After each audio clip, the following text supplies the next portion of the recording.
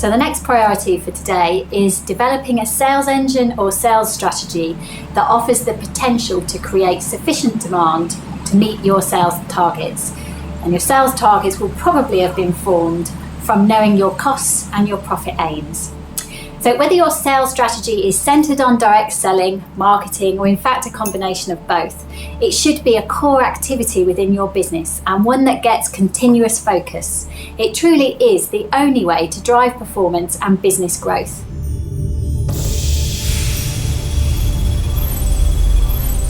Despite what anyone may say or think or suggest, customers are not waiting around for you to start a business before buying. Your product may be unique and exceptional, but if the customer doesn't know about it, how can they buy it? In today's hectic world, we have less time than you think to research what's out there before making purchases. So if there is a need in the market, then you need to create awareness that your product is the solution. This is how you create demand for your product. The first step is to identify your potential customer. So what need are you trying to fill with your product or service? What level of urgency is there to find a solution? How many potential customers are there and where are they? Market research and a thorough understanding of your target market is crucial, whatever stage your business is at. And always remember, it's far easier to sell to someone who already recognises a need for your product or service than someone who doesn't. One point to add here though, if you think your business turnover will be driven by its marketing strategies, that is really great, but it's still advisable that you know how to sell. As the leader of your business, it will always be your job to sell the company to others, be it partners, backers, employees, or potential customers. So I feel it's worth talking a little about sales skills. People often mistake what makes a great salesperson as someone with the skills to sell you something that you don't actually want. Well, actually, it's more about having the ability to form good, trusting relationships. Taking a real interest in others and being a good listener are a great start. Asking lots of questions, particularly open ones, such as what, who, why, where and how, will help you uncover the problems or needs that your potential customers are trying to fill. And believe me, will give you the best possible chance that your products or services will be involved in the solution. If you'd like to develop your sales skills, please join us on one of our workshops, because having that skill will make a difference to your business success.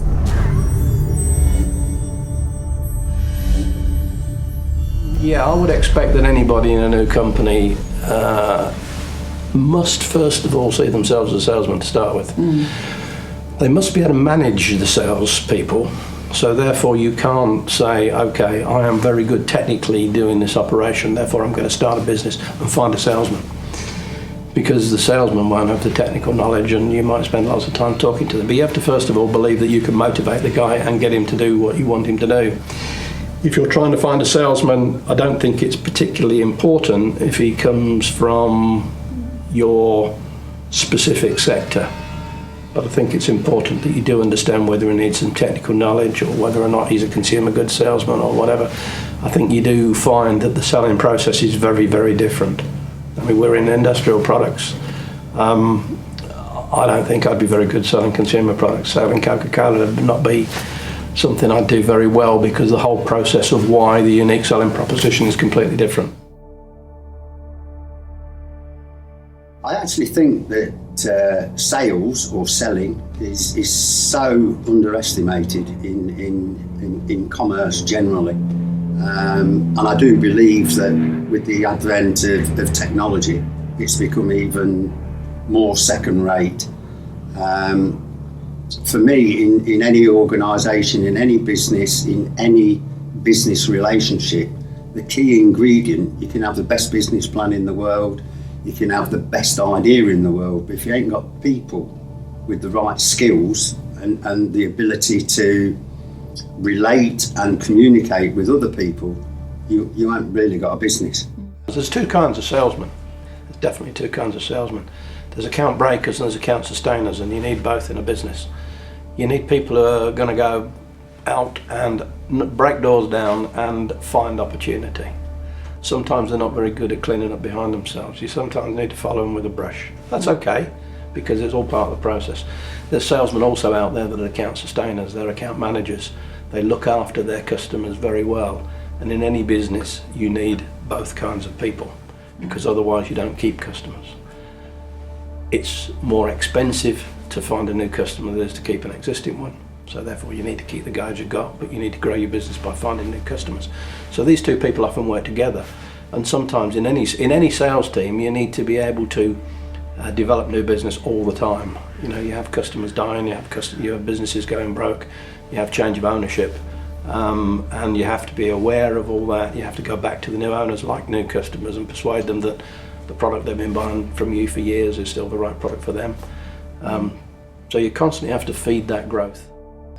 I would say have a product that is relevant to them. You can have the best product in the world, or you might think it's the best product in the world, but if it's not relevant to the client, it's not going anywhere.